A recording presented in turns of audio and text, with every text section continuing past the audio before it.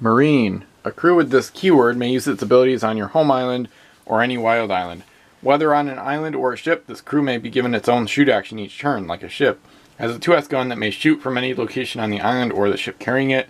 While on a ship, all of the abilities and effects that refer to crew apply to this crew normally. This crew's shoot action is independent of the ship's cannons. Any abilities that affect the ship's cannons have no effect on this crew, and this crew may shoot even if the ship is derelict or has already been given a shoot action this turn. While on an island, opposing players may attack this crew directly with shoot actions by targeting any part of the island. 2 hits during the same turn are required to eliminate it. Opposing ships may dock at and explore normally, but they cannot load this crew from the island. Unlike other abilities, the Marine keyword is cumulative. If 2 or more crew with this ability are on a ship or island, they may all use their ability during the same turn. So this is a long one. It's quite interesting. Biggest problem is that WizKids made them a bit too expensive for how good they are.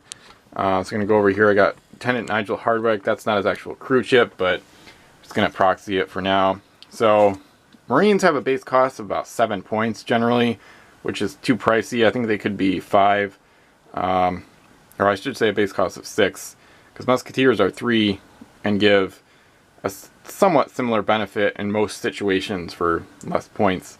And then they often have like a faction bonus ability, which is usually 1 point. So for example, Hardwick hates the Americans. So say the Maui's Fishhook maybe use the hoist keyword to unload Hardwick on the island, and then he can move around and then shoot. He can shoot at an enemy ship within range with his own shoot action, which is cool. So, and then another thing is that, like it says, they can use their 2S cannon independently of the ship's shoot action, which is pretty neat. So it's a really interesting crew. It kind of provokes a lot of kind of odd pirate code rulings, because Marines are given actions independently of ships. So they're like crew that can be given actions separately, which is kind of crazy and kind of messes things up a little bit, but it's a pretty interesting one. Like I said, the biggest problem is that they're overpriced though. But it's kind of like a super musketeer, and if you can afford them, they're kind of a fun novelty to use once in a while.